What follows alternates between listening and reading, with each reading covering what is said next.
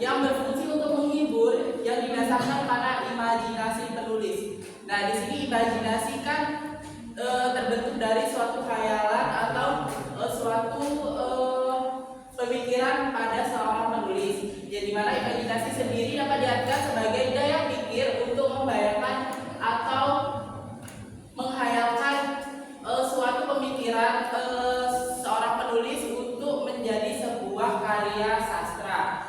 Nah, di sini ada pun ciri-ciri teks imajinatif, yaitu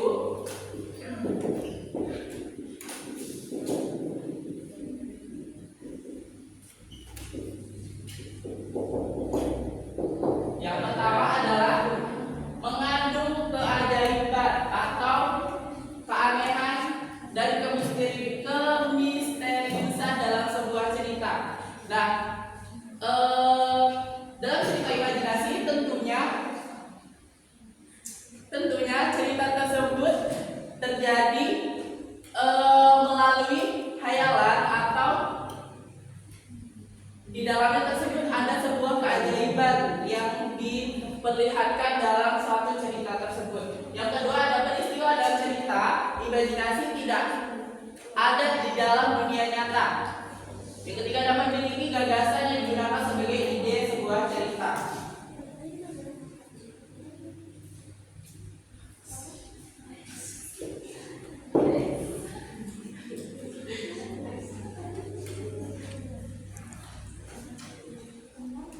Di sini ada cara menentukan urutan peristiwa dalam sebuah cerita. Yang pertama, tidak dapat mengenal terlebih dahulu unsur-unsur intrinsik dalam sebuah cerita. Nah, unsur intrinsik itu tidak hanya terdapat dalam cerita imajinasi. Tentunya unsur intrinsik tersebut ada banyak terdapat dalam cerita imajinasi, cerita naratif, cerita puisi, teks puisi, teks dialog, cerpen, dan lain-lain. Nah, yang pertama ada tema yang diangkat tersebut harus sesuai dengan gambaran atau sesuai dengan jalan cerita dari sebuah teks tersebut. Di sini banyak yang salah arti bahwa tema tersebut biasanya kalian artikan sebagai judul cerita. Betul apa betul? Di sini jika tema diangkat atau judul diangkat dari tema di sebuah cerita, pasti cerita tersebut tidak akan menarik. Contohnya saja nih, ada sebuah penulis yang menceritakan tentang seorang pecandu rokok yang kena azab. Judulnya Azab Pecandu Rokok. Nah, tersebut pasti cerita tersebut sudah tergambar atau pembaca tersebut sudah tergambar bahwa cerita tersebut ternyata menceritakan tentang seseorang yang kena azab dari pecandu rokok tersebut. Nah, jadi cerita tersebut tidak akan menarik lagi untuk dibaca oleh seseorang pembaca. Yang kedua ada latar tempat. Latar tempat di sini bisa di hutan atau di kerajaan, atau kan cerita imajinatif itu berisi tentang khayalan. Jadi cerita tersebut bisa saja di hutan, di istana, dan lain-lain. Yang kedua ada latar waktu yang dimana ada pagi, siang, sore, malam, dan lain-lain. Dan yang ketiga ada latar suasana, yang dimana tadi kan menceritakan tentang azab tukang rokok. Jadi suasana di situ harus sesuai. Jadi suasana di situ adalah suasananya sedih, seperti itu.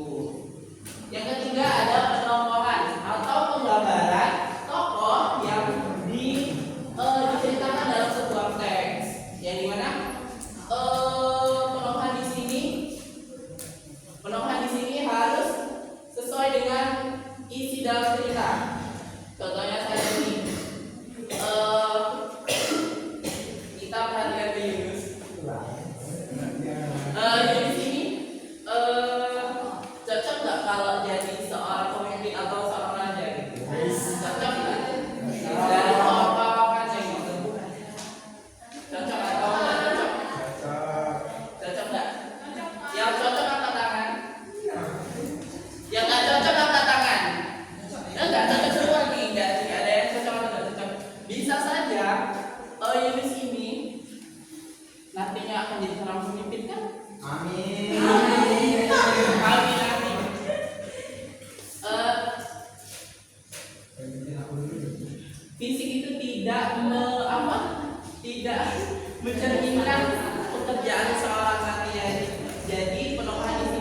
harus terpaku kepada kawasan atau ciri-ciri dari diri seseorang. Yang keempat ada sudut pandang. Yang pertama ada sudut pandang orang pertama, yaitu aku biasanya. Yang kedua ada kamu, atau sudut pandang orang ketiga biasanya bisa disampaikan dengan nama seseorang. Dan yang kelima ada alur maju, yang dimana alur maju ini bisa menceritakan tentang peristiwa pertama menyebabkan peristiwa kedua menyebabkan peristiwa keempat, dan seterusnya. Dan yang keempat kedua ada alur mundur, yang dimana di sini alur menceritakan flashback atau kilas balik dari sebuah cerita. Contohnya saja ini tadi Yunus kan jadi pemimpin dan ketemu Nisa misalnya. Nah, si Nisa ini dulunya Nisa dengan di sini menceritakan tentang kilas balik dia masih di jenjang pendidikan di universitas misalnya, dan menceritakan tentang masa lalunya si Yunus sering marah ini, salah aku menjauh ini, seperti itu. Seperti di sini menceritakan kilas balik dari suatu peristiwa. Dan yang keempat adalah amanat atau pesan yang disampaikan dalam sebuah cerita. Amanat di sini adalah pesan atau amanat yang akan disampaikan oleh penulis melalui cerita amanat yang ada di dalamnya. Kita masuk lagi cara menceritakan kembali cerita imajinasi. Yang pertama ada cara tertulis. Yang pertama adalah membaca teks cerita imajinasi dengan cara seksama. Yang kedua adalah menceritakan peristiwa-peristiwa yang ada di dalam cerita imajinasi. Yang ketiga ada mengembangkan peristiwa-peristiwa tersebut menjadi sebuah cerita imajinasi dengan kalimat sendiri. Tadi Bapak sudah menyiapkan sih materi cerita imajinasi, sudah disampaikan di grup. Nanti kalian akan menceritakan ulang dengan bahasa kalian sendiri ya. Yang kedua adalah menceritakan kembali cerita imajinasi secara lisan. Yang pertama adalah membaca keseluruhan teks. Tentu saja dalam kalian akan menceritakan kembali sebuah teks, tentunya kalian akan memahami atau menceritakan membaca secara keseluruhan dari cerita tersebut. Yang kedua adalah mencatat tokoh-tokoh dalam cerita imajinasi. Di sini sangat penting karena tokoh kita dapat lebih bisa mengingat, lebih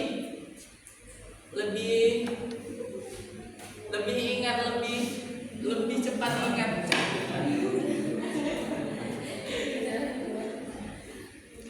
Dan yang ketiga adalah mencatat peristiwa-peristiwa penting di dalam sebuah cerita. Ini juga termasuk sangat penting karena kita dapat lebih mudah untuk menceritakan ulang bagaimana sih rangkaian peristiwa yang telah diceritakan oleh seorang penulis tersebut. Yang ketiga mencatat latar imajinasi. Yang kelima adalah menceritakan kembali cerita imajinasi dengan memperhatikan gerak tubuh, irama, intonasi, dan artikulasi. Dan disinilah letak perbedaan antara secara lisan dan tulisan, di mana secara tulisan tadi hanya terpaku pada kalimat atau teks. Nah, yang kedua di sini secara lisan, di mana secara lisan adanya gerakan tubuh, irama, intonasi, irama, dan artikulasi yang dibawakan oleh si pembaca yang karena adalah membawakan diri penutup cerita dengan santun dan baik. Nah, berdasarkan cerita yang telah Bapak share tadi, siapa sih yang mau menceritakan ulang dengan bahasanya sendiri tentang cerita imajinasi yang telah Bapak buat ini?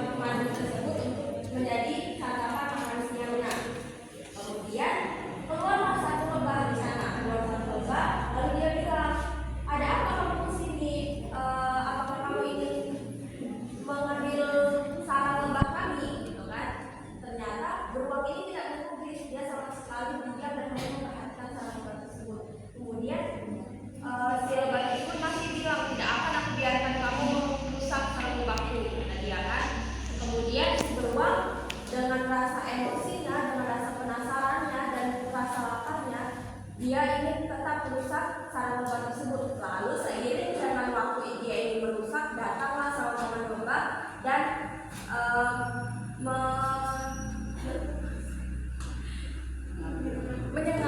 menyengat si beruang tadi dengan seluruh sekuat tenaga lebah-lebah tadi itu hingga bentellah badan-badan beruang tadi. Lalu dia berlari karena dia merasa kesakitan. Masuklah dia ke dalam sungai.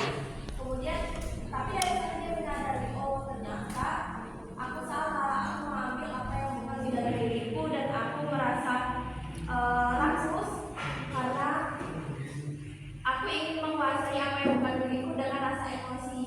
Tapi di situ dia akhirnya merasa bersalah dan menyadari. Terima kasih.